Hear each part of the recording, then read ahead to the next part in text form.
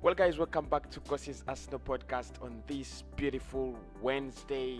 How are you guys doing? Good morning, good afternoon, good evening, wherever you are in all parts of the world. It's your match player ratings this early morning. Arsenal 1, Wolves 2. Oh, look at Kossi smiling. We lost. He's not an Arsenal fan, it's a Spurs fan. No, I'm actually fuming, but I just want to keep this happy face on me so that I don't look so gloomy. I was fuming yesterday night. I don't want to be fuming, this early morning. But how are you guys doing? And please go down in the comment box and tell me, what did you make of that match? What did you make of Craig Pawson?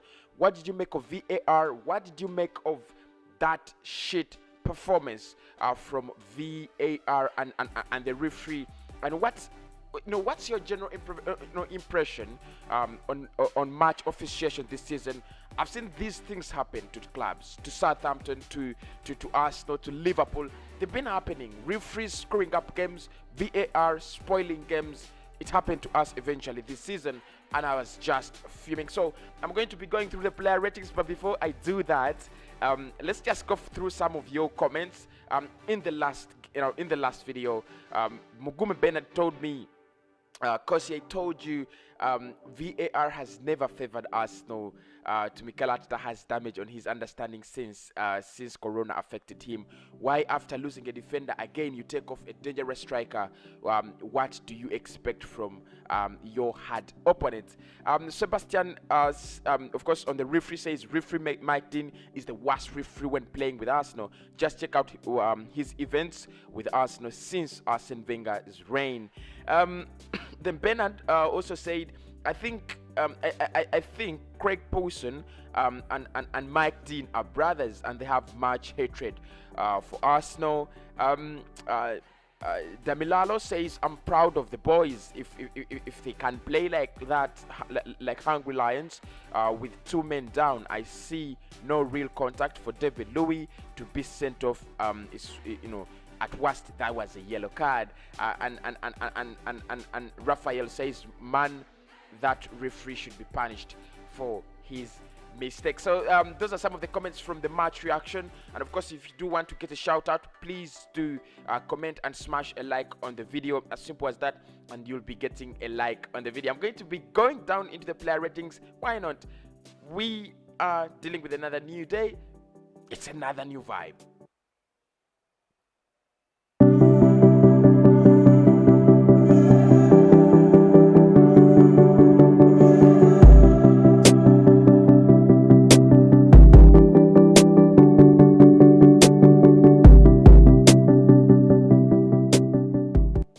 Alright guys, so let us just run down to business. So many players read 2 red cards in 1 game. That was hilarious, wasn't it? Leno, I think we are really gonna have words with Leno. We need to talk to Leno. We need to talk about Leno. That was hilarious. That was a bad decision. And I understand his motive. He was to try to stop the attack early enough before it reached his 18-yard box. But then, why do you go for such a risky decision? It's now 3 games out. He's now 3 games out, literally. For me, that was hilarious, wasn't it? So with Leno, I'm gonna give him a 4 out of 10. I think he never had anything to do with both goals. That screamer from Joe Moutinho, and of course that penalty. I do not blame him. He has saved a penalty before. I don't think even if he had gone the right way, he would have saved the penalty. But my problem is that red card. That was not called for. It is punishing your club. You see, we are already 1 man down. We need you. We need you. You are best goalkeeper. You almost our best player. In the goals. And you get such a red card. I'm gonna give him a 4 out of 10, but I was not really happy with that red card. He is out for 3 games, and we don't know whether Matt Ryan is going to be ready or fit to play the next game. If he's not ready, if he's not fit, it's going to be Alexander Runarsson. And make no mistake, some of you are gonna tell me because he had a decent game when he came on. Look, he's not going to have such decent games. Those are 10 minutes. Those were 14 minutes, 15 minutes. Can he play like that in 90? We have seen him play in a 90, and he was just so poor. Shit. are we going to actually have Runason playing as our goalkeeper? It really doesn't make sense. But Leno, that was very, very, very poor. Cedric Soares played in the left back yesterday, and I think he was really troubled by Adama. He was, really troubled by Adama. It reached a time when Xhaka, Pepe, and Cedric had to combine to stop Adama, but even three of them combined, they couldn't stop him. Adama was so unstoppable, and I'm really happy that he didn't do much of damage, much of a damage to in the game. I think his crossing was awful. I think his crossing was awful, and he was also very poor on the ball. But I think Cedric still he's playing out of place, and he's still trying to do what is actually half of what is actually required of him.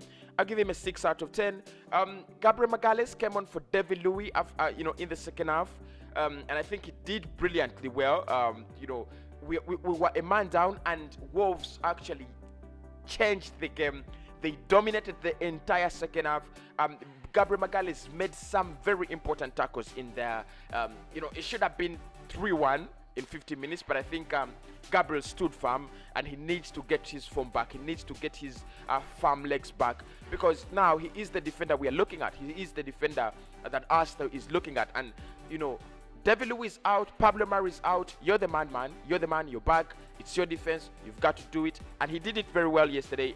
In the second half, I'll give him that 7 out of 10. Rob Holding still, I'm going to give Rob Holding a 7.5 out of 10. He held out very, very well in both halves. He was so firm in the air, trying to make sure that we do not lose area balls, and I think that was very, very nice of him. 7.5 goes for him. Hector Bellerin, my man, he tried. By the way, yesterday I was actually impressed with Hector, especially going forward, those long balls that he was receiving and trying to convert them into nice crosses. Of course, one of the problems I have with him as Hector, he loves passing the ball back. I don't know why, but he really loves passing the ball back. He gets it as a fullback. You're aiming at you're aiming at the touchline, but for him, whenever he gets that ball, he's gonna pass it backwards. But he had a decent game, by the way. He had a decent game. I'll give him a 6.5. Thomas Partey, in the first half, this guy was like a Rolls Royce. My God, this guy was just triumphant in the midfield. He was just maneuvering through. He was just so brilliant in the first half. I really love that. And I just wish I could see more and more of Thomas Partey, of Thomas Partey's performance. That was good, man. That was so good. Look, and I love players that actually do challenge themselves, because he did challenge himself against Manchester United and said that was a shit performance from me. I need to do better. And against Wolves, however much Craig Paulson fucked up our game, he did so well. He just becomes that kind of player that you think every day Arsenal need him, and without him we cannot actually survive. Granit Xhaka, again another good performance, by the way, from him. He got a stupid yellow card now. That wasn't called for. Among all fouls you can make against Wolves, that was not the foul you could make to get a yellow card. But I have no problems with that anymore. I think I'm already calm, and I think he had a good game, by the way, in that midfield. Basically, we in the second half, we were not having a midfield. We were actually having a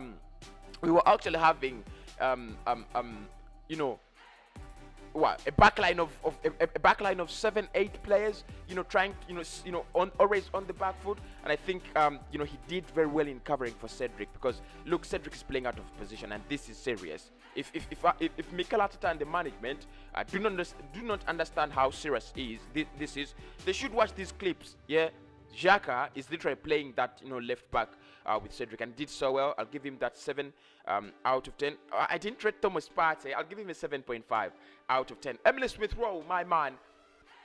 In the first half, Arsenal should have scored more goals, and I do not blame Emile Smith-Rowe. He did what he had to do. Pepe should have scored 2.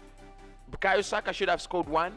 Of course, there is that ball, decent ball from Thomas Partey, and you think Bukayo Saka, the space the positioning, he should have buried that one, isn't it? Or shouldn't he?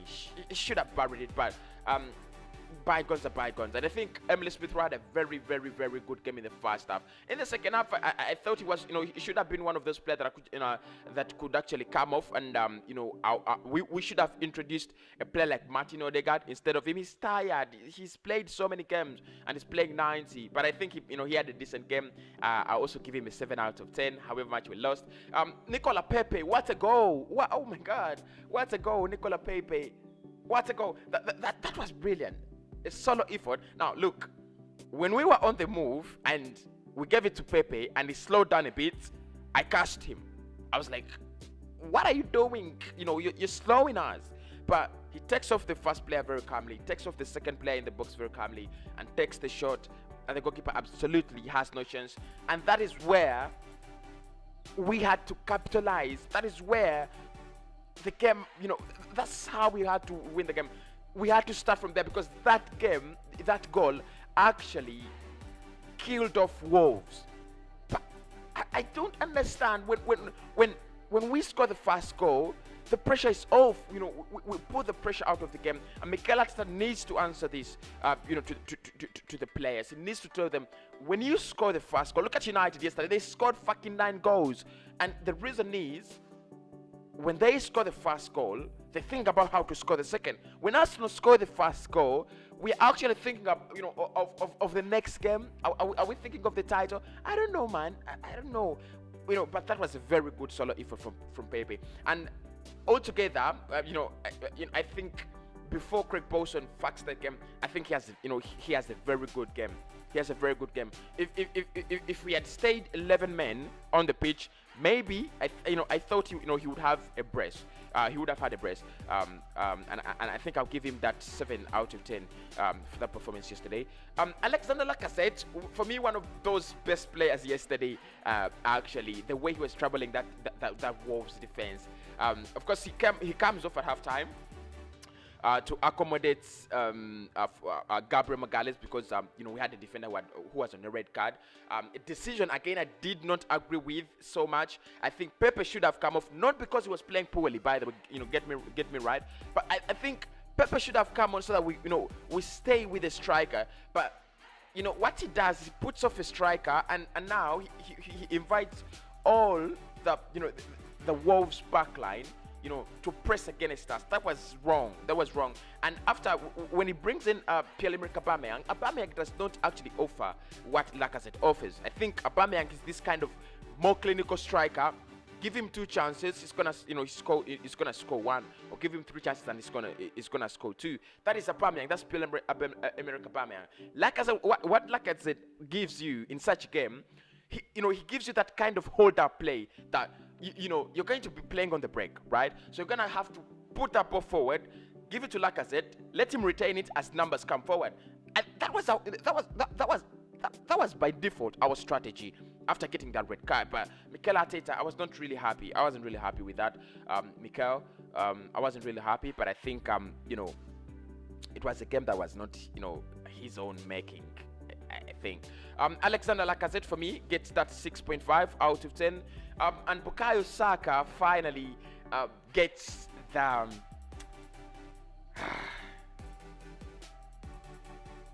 I'll give Bukayo Saka 7.5 out of 10. This guy, this guy's impact on Arsenal is so visible to an extent that there's a big difference between a game where we didn't have where we didn't pick up a point against Wolves when he is in, and a game where we picked up a point against Manchester United when he was away. There's so much a difference. He scored yesterday, and VAR, ruled him offside. Ruled Alexander Lacazette, who provided the assist anyway, offside, and he was offside, by the way. Make no mistake. But the impact Bukayo Saka gives us, provides to Arsenal, the difference, the quality provides when he's on the pitch, they're just different. He's just, magnificent. He's just in the air. It's one thing you're gonna talk about, and you're like, I think Saka is one guy that's going to become very, very, very, very important. Arsenal. Mikel Arteta for me gets that 6 out of 10. I think he did well yesterday. You know, his team held up so well against Wolves, against the referee, and you know we lost 2-1. One goal that, you know, I should say maybe if we didn't concede that, you know, we could have conceded another. I think we were going to lose either way, but he set up the team so well in a way that I really liked. I predicted the lineup. He brought it. We started attacking right away. He had got everything right, man. I can't blame Mikel Arteta for that. Just can't blame Arteta for that. You know, he got everything right. David Louis, before he was sent off, I think was decent. I blame him with Rob Holding for the penalty, for the penalty. Not because he tackles the man, but why is William Jose in that position? Why is he in that position? Yeah, you're sleeping, aren't you? I'll blame him for that, but I'll give him that 5 out of 10. I'll give Pierre-Emerick Aubameyang a 5 out of 10 as well. He comes on in the second half. He didn't really do much. I expected him not to do much because the game was almost all over. So that is those are your player ratings. Just make me know what you think about each player in the comment box.